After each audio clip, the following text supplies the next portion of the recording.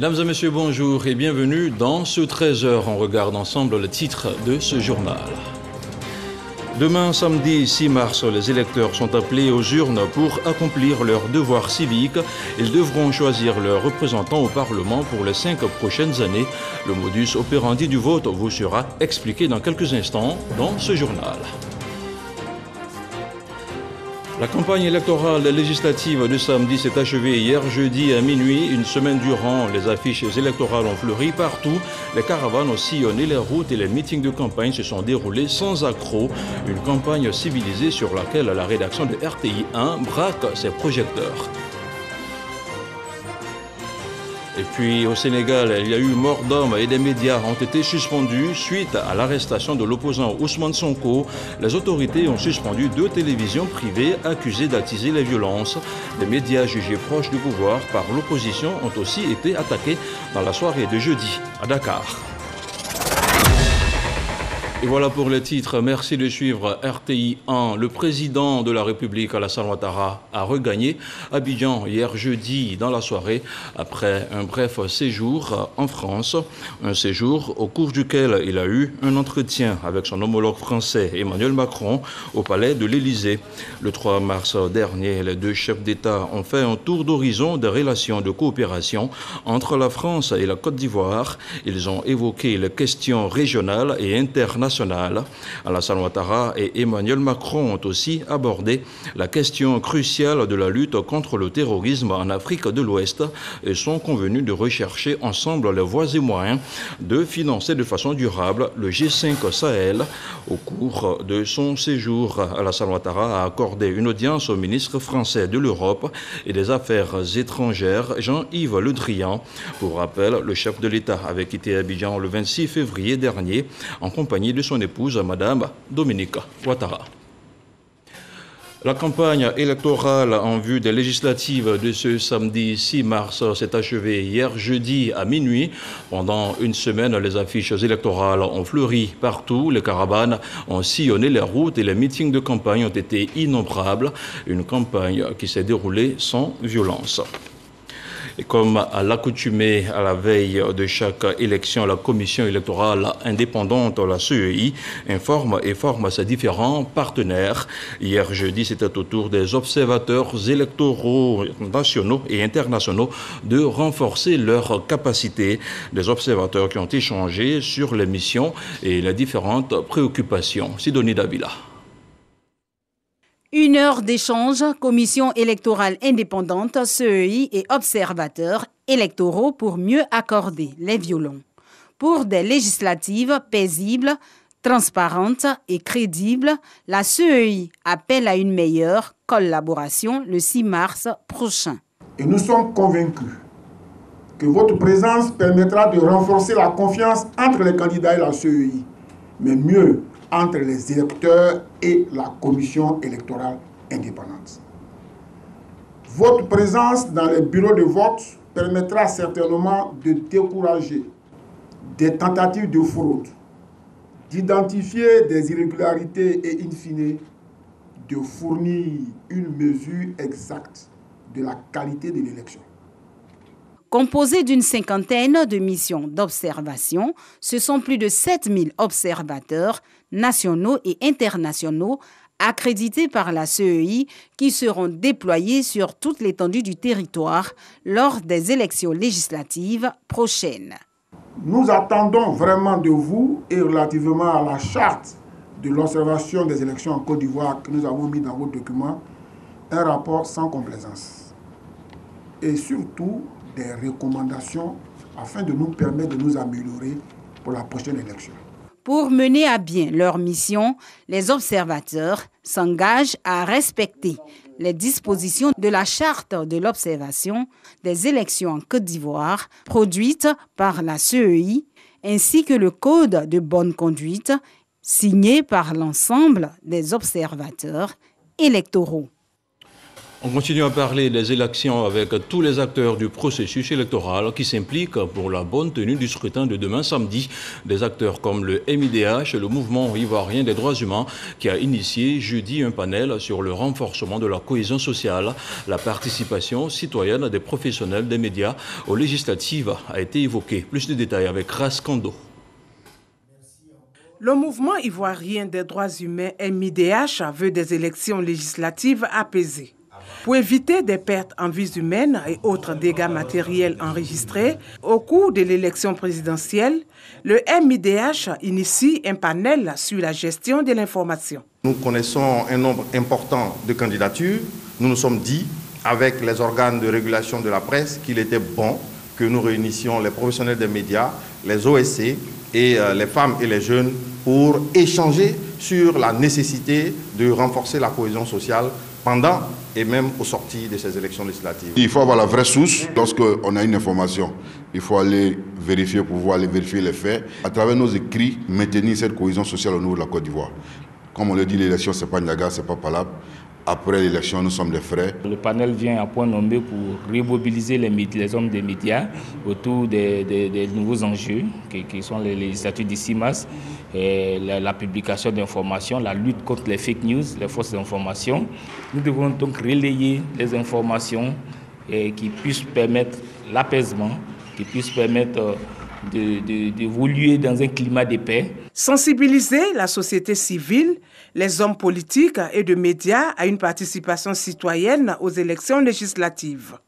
Cette initiative du MIDH se tient en partenariat avec l'Observatoire de la solidarité et de la cohésion sociale, l'Autorité nationale de la presse et la Haute Autorité de la communication audiovisuelle. Que nous soyons en période électorale ou en période ordinaire, la presse a toujours le même rôle. Ce que nous demandons aux journalistes, c'est de se veiller à appliquer le code. Et en appliquant le code, nous n'avons pas de soucis. Mais c'est quand on oublie le code qu'on commence à faire autre chose que du journalisme que, effectivement, se pose le problème. Bon, c'est vrai que la presse est, dit-on, le miroir de la société. Mais est-ce que nous sommes obligés de rapporter tous les propos qui incitent à la révolte, qui incitent à la violence, tenus par des acteurs politiques au cours des meetings? Nous ne sommes pas du tout obligés. Même si nous devons les rapporter, nous devons les atténuer par des encarts pour préciser que de tels propos ne participent pas à la cohésion sociale.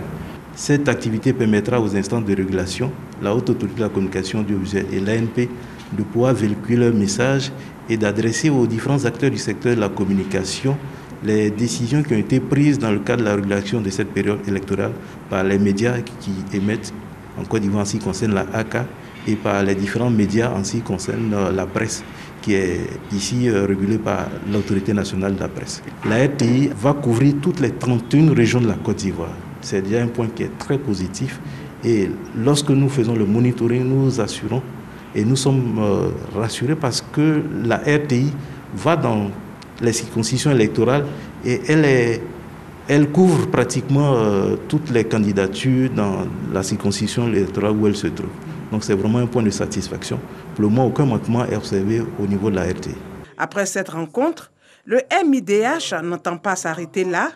La structure prévoit d'autres activités de ce genre pour toujours sensibiliser sur la paix et la cohésion sociale. Et puis la représentante du programme des Nations Unies pour le développement en Côte d'Ivoire, le PNUD, a rencontré le ministre de la Réconciliation nationale. Carole Flores Berezniak est allée renouveler le soutien de son institution au processus de réconciliation en vue de notre pays. En retour, Kouadio Konambertin a encouragé les acteurs engagés dans les législatives en cours à maintenir le cap de la bonne conduite, un cap observé du début à la fin de la campagne. Didier Nguissan. Le ministre de la Réconciliation nationale a reçu ce jeudi à son cabinet la représentante du PNUD en Côte d'Ivoire. Carole Fleurs Berezniak a dit être venue apporter le soutien du programme des Nations Unies pour le développement au processus de réconciliation en cours et aussi rassurer le ministre de l'engagement des Nations Unies à œuvrer pour le succès de la mission de réconciliation et de paix en marche. Le PNUD entend réorienter ses actions et appuis en faveur de la paix et de la cohésion sociale. La représentante du PNUD réitère son encouragement aux acteurs politiques ivoiriens dans ce élan de paix. Un ministère qui est créé pour la réconciliation nationale est un signe très fort, c'est un signal très fort qu'il reste encore des efforts à faire pour le développement durable de ce pays et que ce développement passe par la cohésion sociale, passe par l'unité nationale et passe par la réconciliation nationale. Occasion pour le ministre de la Réconciliation nationale, Kwadio Konan-Betin, de lancer un message fort aux acteurs engagés dans les élections législatives. Quand des gens de bonne volonté viennent nous assister, nous accompagner, il faut que nous prenions la pleine mesure de ce que nous-mêmes nous sommes. Que les meilleurs gagnent. La campagne s'est bien déroulée. Je voudrais donc féliciter l'ensemble des candidats et surtout noter la maturité des Ivoiriens. Que cela se passe très bien dans les urnes pour que vous terminiez tout ce processus en beauté, comme il a si bien démarré d'ailleurs. Les élections législatives prévues pour ce samedi s'annoncent déterminantes pour les différents partis politiques qui entendent obtenir le contrôle de la première chambre du Parlement. Et dans la même spirale, comment obtenir l'accalmie des élections autour des élections législatives de demain samedi? C'est le défi majeur de l'opposition ivoirienne et du parti au pouvoir. À moins de 24 heures de l'échéance, chaque camp s'active pour relever le défi de l'état-major des différents partis aux populations qui votent. Tout le monde est mis à contribution pour réussir un scrutin sans violence. C'est un dossier préparé par Éric Goré. C'est dans un climat apaisé que se préparent les élections législatives, une situation contraire à celle de la présidentielle, qui a enregistré des violences et un bras de fer entre opposition et parti au pouvoir. Pour ces législatives, les acteurs politiques ivoiriens ont dû mettre un peu d'eau dans leur vin, à la grande joie des populations. Je soutiens vraiment l'initiative de l'opposition. Il fallait quand même qu'on parte à l'apaisement. Je suis très heureux d'apprendre qu'ils vont participer aux élections législatives. Je pense qu'à l'issue des élections législatives, on ira réellement à la paix. Nous avons vu en octobre, il y avait eu tellement de choses et tout. Et nous, ça nous a vraiment fait peur parce qu'on n'a pas vite commencé les cours. On était alarmés dans tous les sens. Donc pour ma part, moi je voudrais que ces élections législatives se passent dans de bonnes conditions, qui font ce qu'ils ont à faire pour que nous on soit en paix. Mais comment sommes-nous arrivés à cette situation d'apaisement ? Tout est parti de la reprise du dialogue politique qui a permis à la classe politique de se retrouver autour d'une même table pour échanger sur des sujets qui mettent au cœur l'intérêt de la nation ivoirienne. De son côté, le parti au pouvoir a multiplié les actions qui ont contribué à décrisper l'atmosphère. Entre autres, la libération des prisonniers et la prise en charge hospitalière de certains d'entre eux, dont le secrétaire exécutif du PDCI. Ils avaient été évacués et je suis revenu, donc il a dit merci au Premier ministre, au gouvernement pour cet acte qui a été posé. Nous avons une oreille très attentive auprès de monsieur le Premier ministre qui a pris des engagements. Nous savons déjà les gestes qu'il a posés par le passé dans le cadre de l'application de ces accords et nous lui demandons de faire encore beaucoup plus pour décrisper encore mieux l'atmosphère pour que les différentes décisions prises puissent être appliquées pour le bonheur des Ivoiriens dans le cadre de la réconciliation dont nous parlons tous. Afin Guessan écroué lors de la désobéissance civile, libéré le 30 décembre, un mois après son arrestation. Afin Guessan fera partie de la délégation ivoirienne au Ghana qui a représenté le président de la République aux obsèques de Jerry Rawlings, ancien président du Ghana. Les lignes ont donc bougé et l'opposition a décidé de faire sa part et de participer à ces élections. On aurait pu ne pas partir à ces élections, mais comme je vous l'ai dit, il y a deux raisons fondamentales qui nous poussent à aller à ces élections. La première, c'est que la politique de la chaise vide, nous n'en voulons pas. Ça, c'est la première raison. Et nous voulons participer au dialogue politique. Et la deuxième raison, c'est que le pouvoir, l'État, la gestion d'un État, entre les mains de trois pouvoirs.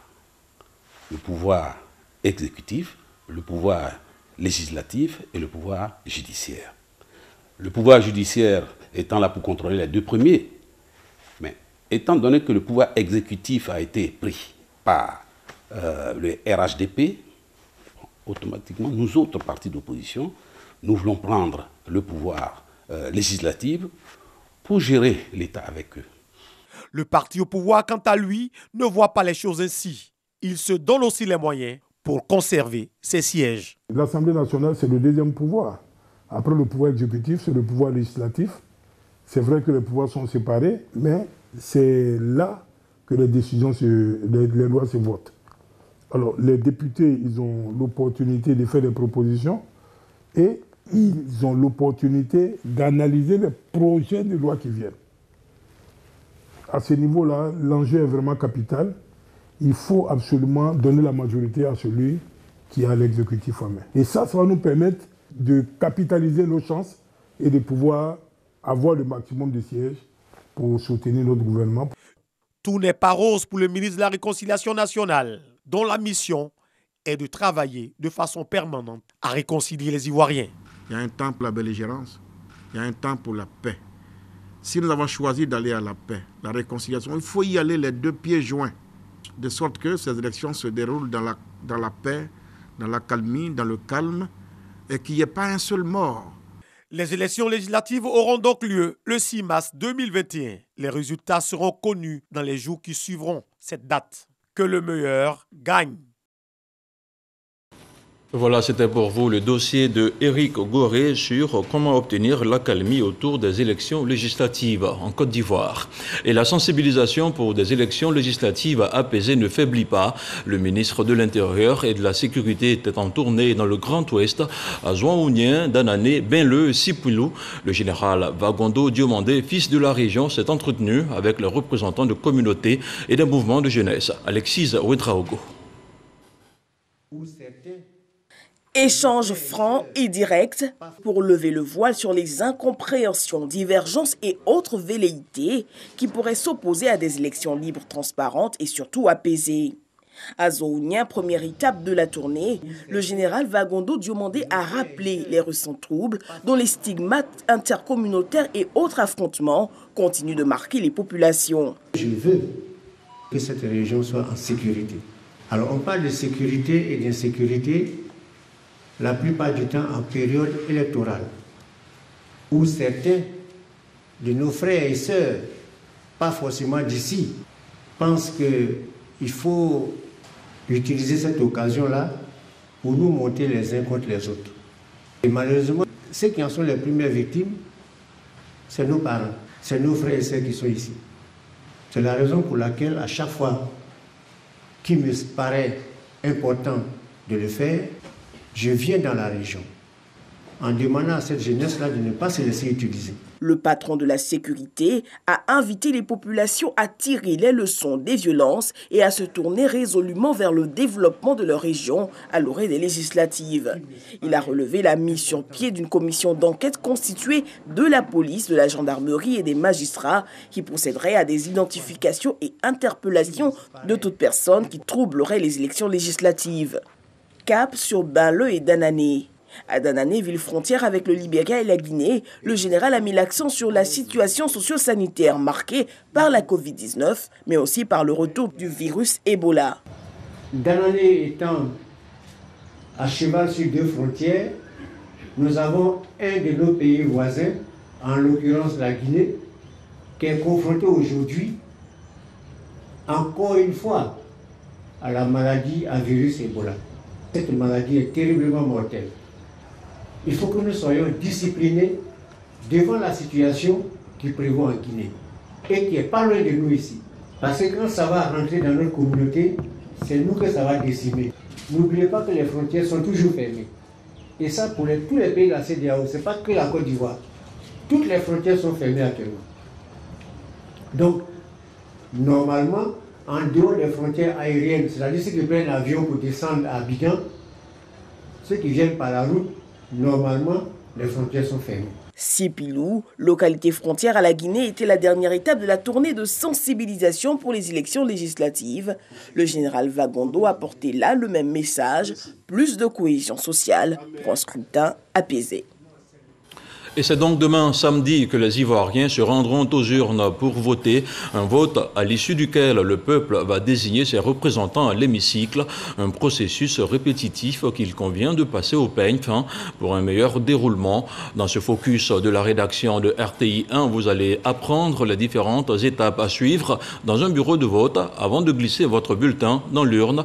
Vous pourrez également, sinon vous prendrez également connaissance des personnes présentes dans le bureau de vote au moment du vote. Le mode opératoire du vote, c'est un reportage de Laure Goretti, commenté par Alexis Ouedraogo. Ce samedi 6 mars, c'est jour de vote. Les Ivoiriens sont appelés aux urnes pour élire leurs représentants locaux. Plus de 1200 candidats sont en lice. Dans les bureaux de vote, tout un dispositif est déjà ficelé. Plusieurs personnes seront sur place pour recevoir les électeurs avec un rôle bien précis.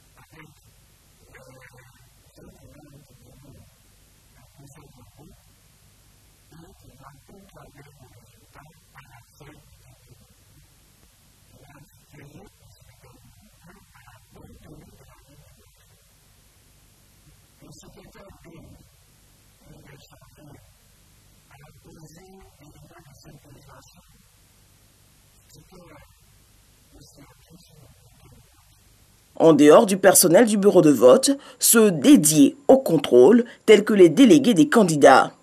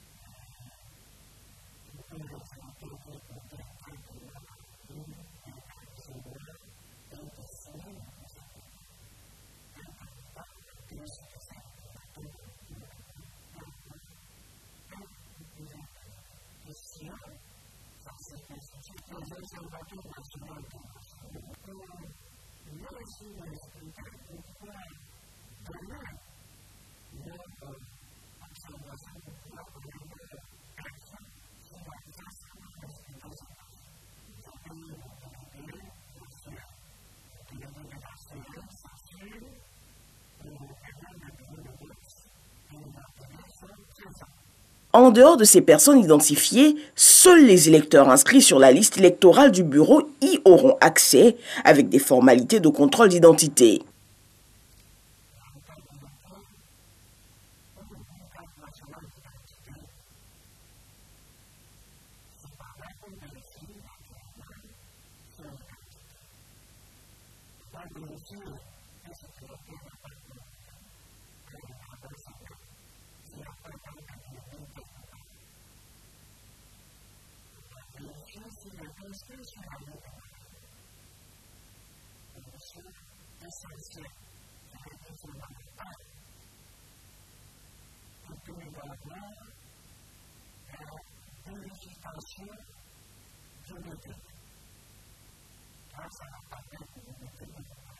L'électeur se soumettra ensuite au processus de vote.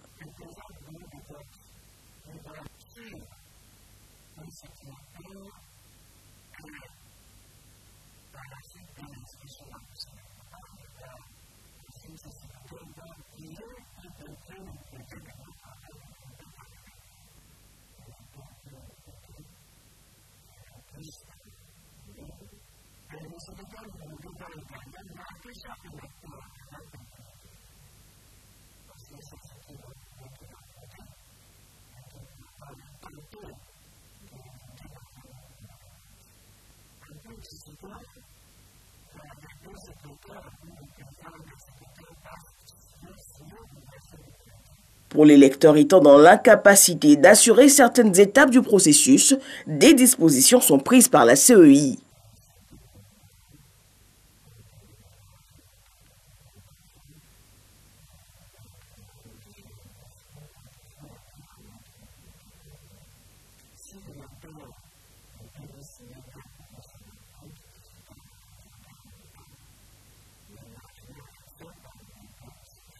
Le scrutin doit durer 10 heures de temps. Les heures d'ouverture sont normalement prévues de 7h à 18h pour laisser place à la fermeture, puis au dépouillement. Et voilà, c'était pour vous un ensemble de conseils essentiels sur le mode opératoire du vote. On fait à présent le point de la situation de la Covid-19 au 4 mars 2021.